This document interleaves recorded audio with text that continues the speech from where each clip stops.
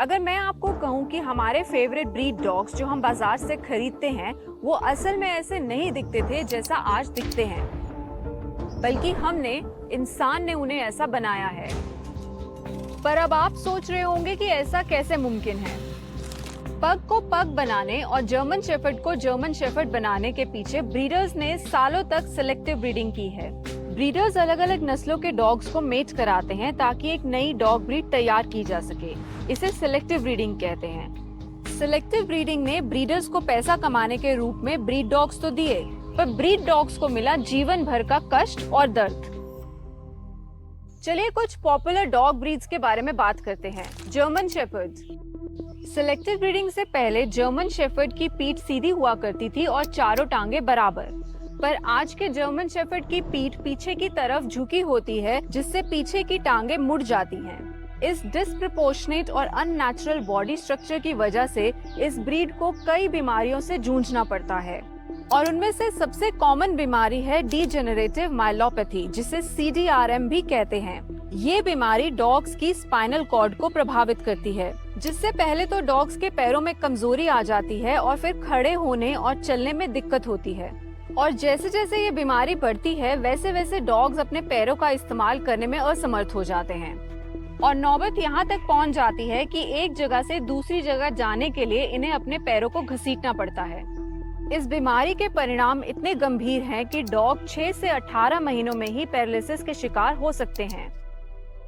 जब भी breed dogs की बात होती है तो पग्स की बात जरूर होती है।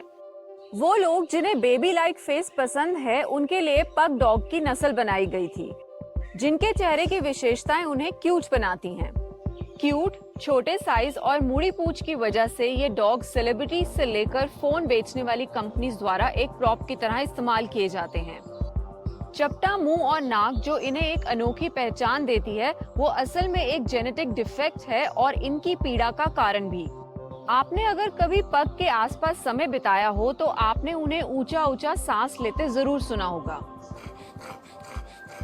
वो इस तरह से सांस इसलिए लेते हैं क्योंकि नाक चपटी होने के कारण इन्हें ठीक से सांस लेने में दिक्कत होती है। ये वास्तव में एक बीमारी है जिसे ब्रांकोसेफेलिक ऑब्स्ट्रक्टिव एयरवे सिंड्रोम कहते हैं।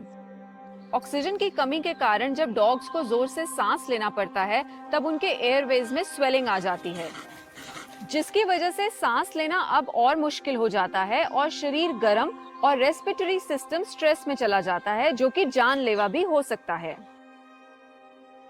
अगली ब्रीड पोमेरेनियन, जो कि एक छोटे साइज की ब्रीड है जिसे टॉय ब्रीड भी कहा जाता है।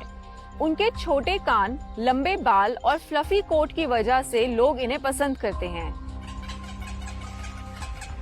इन्हीं विशेषताओं की वजह से ये ब्रीड क्वीन विक्टोरिया की भी फेवरेट ब्रीड थी। पर आपको जानकर आश्चर्य होगा कि ये ब्रीड जो कभी 13 किलो की हुआ करती थी, वो अब मात्र 1 से 3 किलो की कर दी गई है।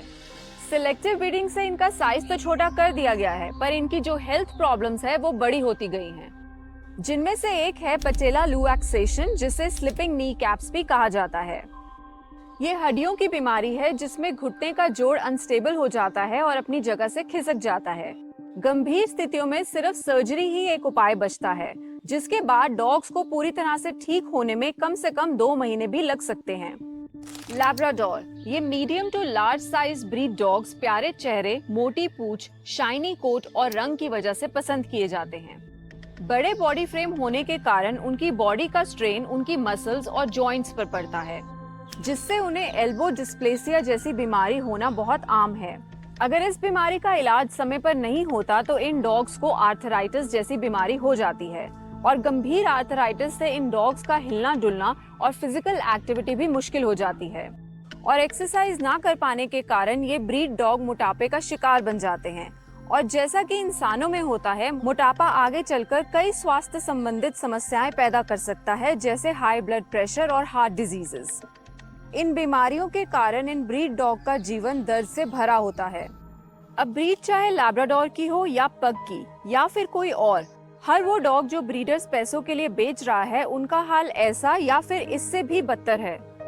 ब्रीड डॉग्स कोई स्टेटस सिंबल या फिर कोई खिलौना नहीं है, बल्कि वो एक जीते जागते जीव हैं, जो हमारी नासमझी की सजा काट रहे हैं। ऐसा नहीं है कि इन्हें घर या परिवार की जरूरत नहीं है, पर इस बात को समझना जरूरी है कि ब्रीड डॉग्स को उनकी मर्जी के खिलाफ जबरदस्ती हमारे लिए ब्रीडर्स ब्रीड कर रहे हैं। जितना हम ब्रीड डॉग्स को खरीदते रहेंगे उतना ही ब्रीडर्स को बढ़ावा मिलता रहेगा और वो डॉग्स को ब्रीड करते रहेंगे और उतनी ही तादाद पर ब्रीड डॉग्स और उनसे जुड़ी समस्याएं पैदा होती रहेंगी।